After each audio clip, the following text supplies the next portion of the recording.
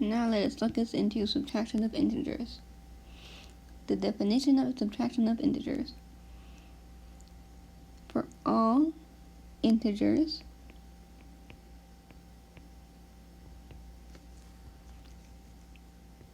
a and b, a minus b is the unique integer n such that a is equal to b plus n. Now let's deconstruct this. For all integers a and b, so a and b is an element of integer where a minus b is, remember, keyword for equal to, is equal to the unique integer n. So a minus b is equal to n, such that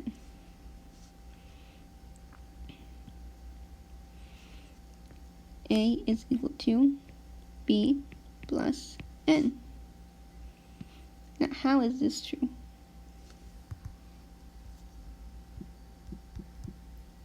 I had to pull up my notes real quick. Alright. Now, how is this true? Well, let's take down a little bit of notes. Key notes.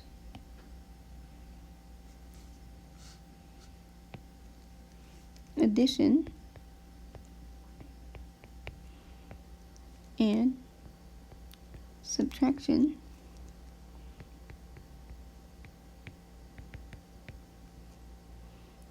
are inverse. Inverse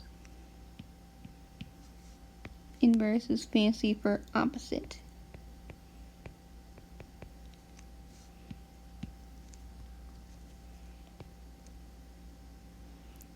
In other words, they undo each other. So, when looking at a minus b is equal to n, and a is equal to b plus n, once we subtract a and a minus b, we get n, right?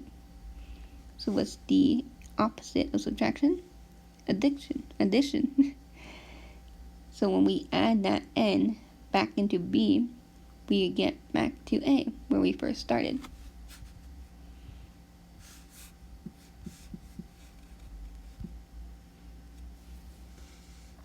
Now, let's make an example.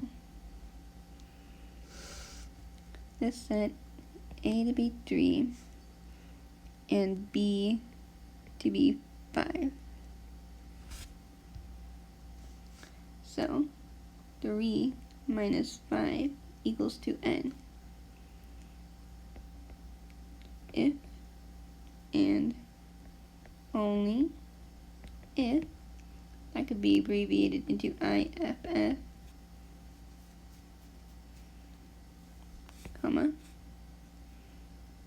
3 is equal to 5 plus n. Well, what do we add to 5 that results into 3? Well, is 3 greater than 5? No. It's actually less than 5. So what do you think we need to add to 5 to bring its numerical value down? A negative number. So what negative number, when added to 5, gives me 3?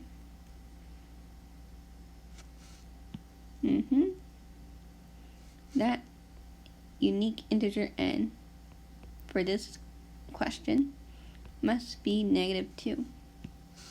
Let's do a check. 5 plus negative 2. Draw our charge field,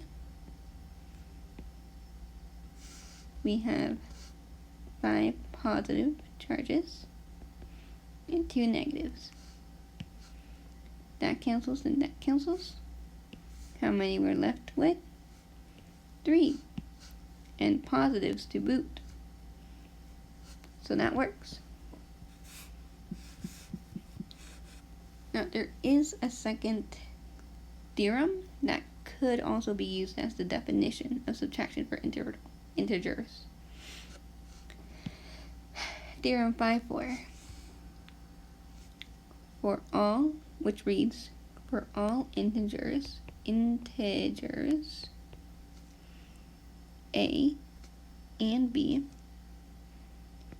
a minus b is equal to a plus negative b.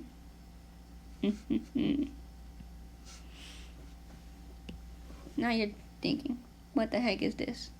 What is this shenanigans? And I promise you, it's very simple, very easy. Why? Let me prove it to you. Let me prove to you why a minus b is equal to a plus negative b. So what do we have from our previous one? We know that a is equal to b plus that unique integer n, right? And we also know that a minus b also equals to that unique integer n from up here. So let's isolate this n on its own. So that becomes, wait, no, not that one. Sorry, not that one. We're going to isolate this n. Wait, what? Yes, this one. I'm sorry, I'm recording this at 3.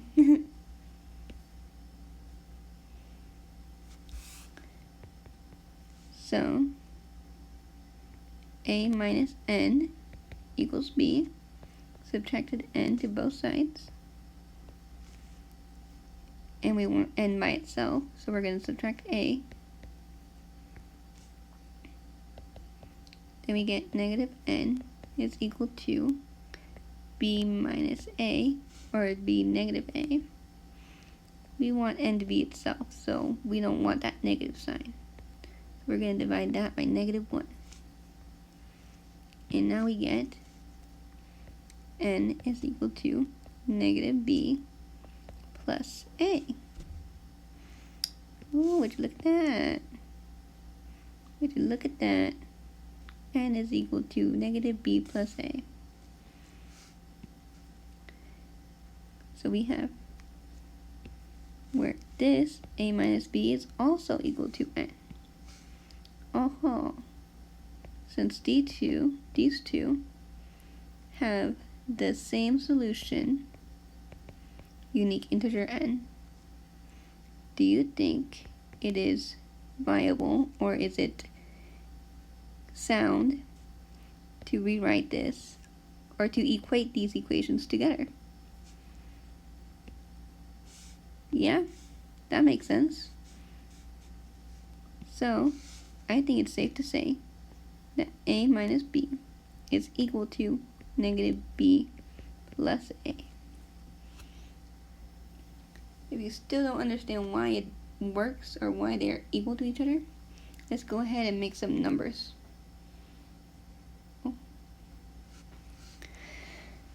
Let's add some numbers into here. Let's set a to be 5, b to be, let's do 11. Let's do a minus b first. So 5 minus 11, which gives us negative 6, because we have an 11 behind the minus, and a 11 is bigger than 5. so there's more negative charges left over. Now let's see, let's use negative b plus a. So negative parentheses 11 plus 5. If you remember from our recap of integers, this negative is saying the opposite of 11 is negative 11. So once again, negative 11 plus 5, that equals to negative 6. And wow, they have the same solution. See, there's nothing to it. Very simple. Let's do one more example. One more. And then we're good to go. You're free to go.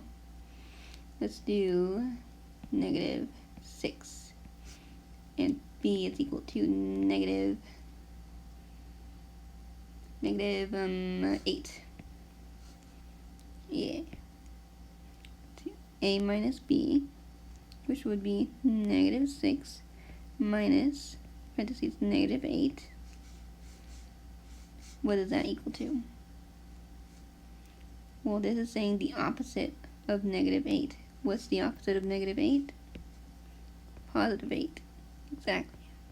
So negative 6 plus 8. And that gives us 2. Positive or negative? Positive. Now let's try the other one. Negative b plus a. So negative, parentheses, negative 8, plus a, which is negative 6. The opposite of negative 8 is 8. So 8 plus negative 6.